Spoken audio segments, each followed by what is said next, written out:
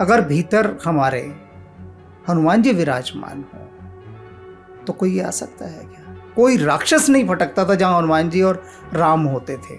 आरती कीजिए हनुमान लला की, दुष्ट दलन रघुनाथ कला की। बजरंग बाण किसने लिखा?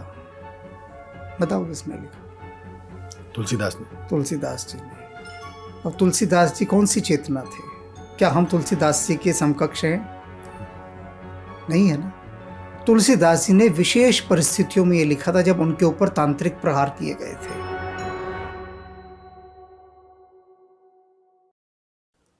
आप हिमालय के योगियों की बात कर रहे हैं। लोग अपने आप को हनुमान जी से जोड़ते हैं, भूत पिशाच निकट नहीं आवे, महावीर जब नाम सुनावे। ये ऐसा हो सकता है? ऐसा है, देखो, महावीर जब नाम सुनावे, ये जो भूत पिशाच हैं ये सब क्या हैं? ये तो कीड़े मकोड़े हैं छोटे छोटे से।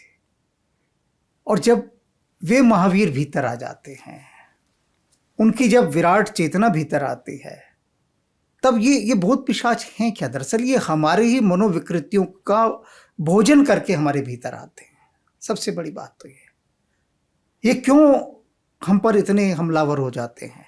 क्योंकि हम भीतर से इतने कमजोर हैं, दुर्बल हैं। अगर भीतर हमारे हनुमान जी विराजमान हो तो कोई आ सकता है क्या? कोई राक्षस नहीं भटकता था जहां हनुमान जी और राम होते थे।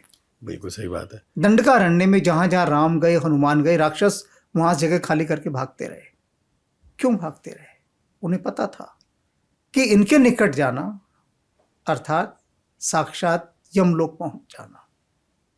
हनुमान जी की आरती सुनिए ना, हनुमान जी की आरती में, आरती कीजिए हनुमान लला की, दुष्ट दलन रघुनाथ कला के।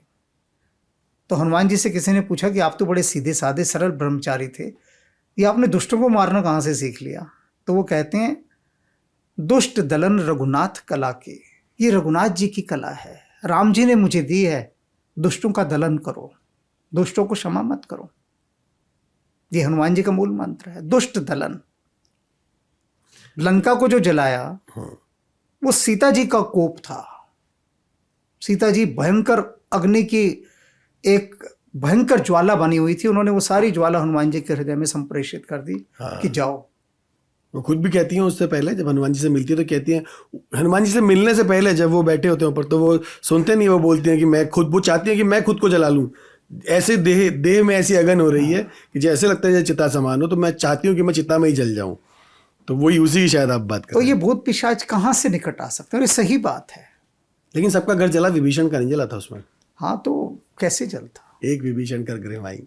अच्छा, लेकिन आपने अभी बात जो बताई कि हनुमान जी की साधना जो लोग करते हैं, अभी आपने उसमें कहा कि आरती के बारे में आपने उनके बताया।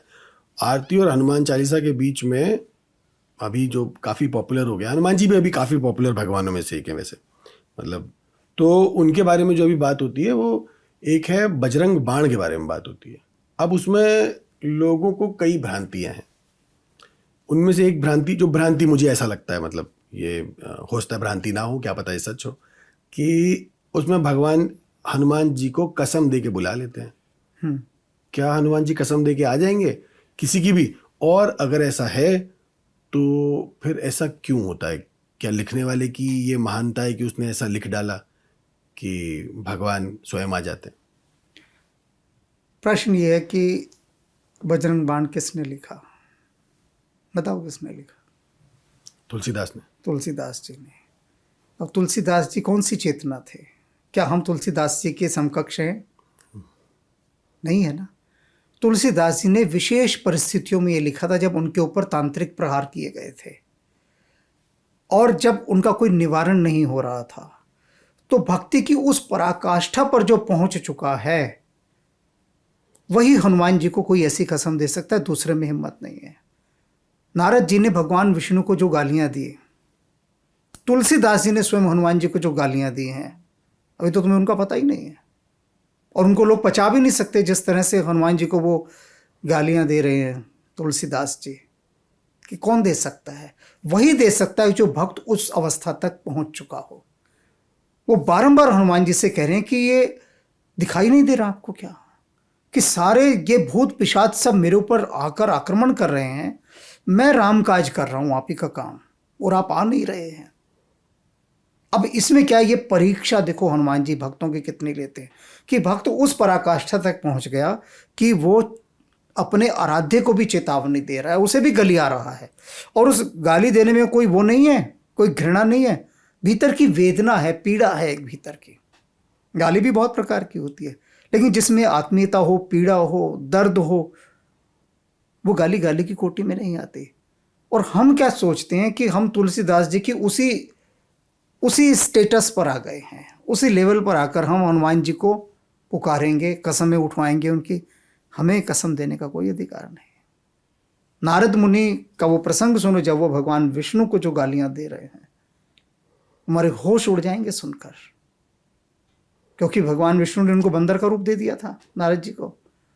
तो जो आग भीतर उठी क्रोध की, और बाद में उनको पता लगता है स्वयंवर में जा रहे थे, हैं, किसी स्वयंवर में जा रहे थे मेरे ख्याल से। और जब भीतर की जो क्या दिखाया उन्होंने कि देखो क्रोध जो है वो मुनि का भी सब कुछ नष्ट कर जाता है। तुम क्रोध में आए, आते ही क्रोध में सबसे पहले तुमने अपने ही आराध्य को गालियां देनी शुरू कर दी।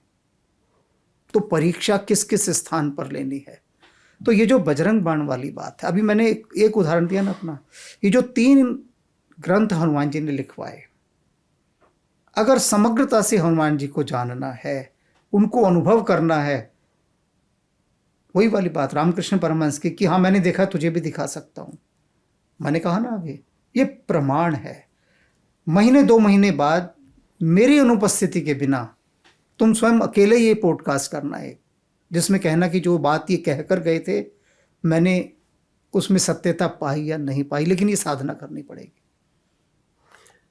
बिल्कुल, उसकी मैं पूरी कोशिश करूंगा। लेकिन अब इससे पहले अभी आपने एक बात कह दी कि तुलसीदास जी पर तंत्रों का प्रहार हो रखा था। तुलसीदास जी पर तंत्रों का प्रहार हो सकता है? हाँ, क्यों नहीं हो सकता।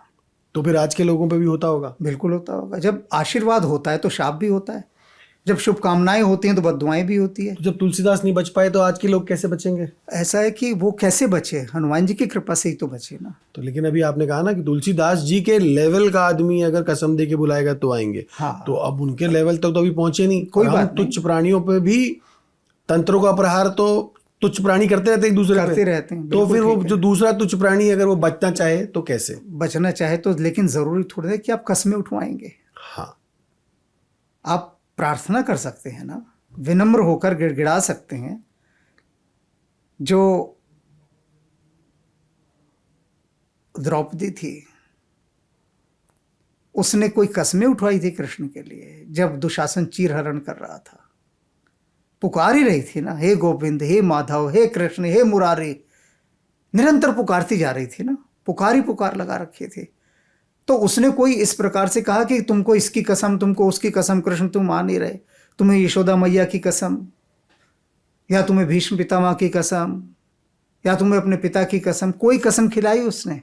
कुछ भी नहीं, सिर्फ ये पुकारा विभिन्न नामों से। तो हम अगर परमात्मा को निरंतर पुकारते रहते हैं, निरंतर पुकारते रहते हैं, बात समझ लो अच्छे से।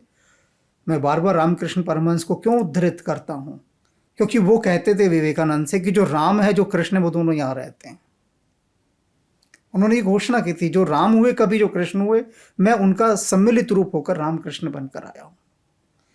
वो कहते हैं, तुम्हारी बात का उत्तर दे रहा हूँ, कि जब बच्चा रोता है तो माँ को दौड़कर आना ही होता है। निर्भर करता है बच्चे की चीत्कार कैसी है रोने की। अगर बच्चा चीख मारकर रोगा तो माँ सारे काम छोड़ के फेंक कर दौड़ी जाएगी।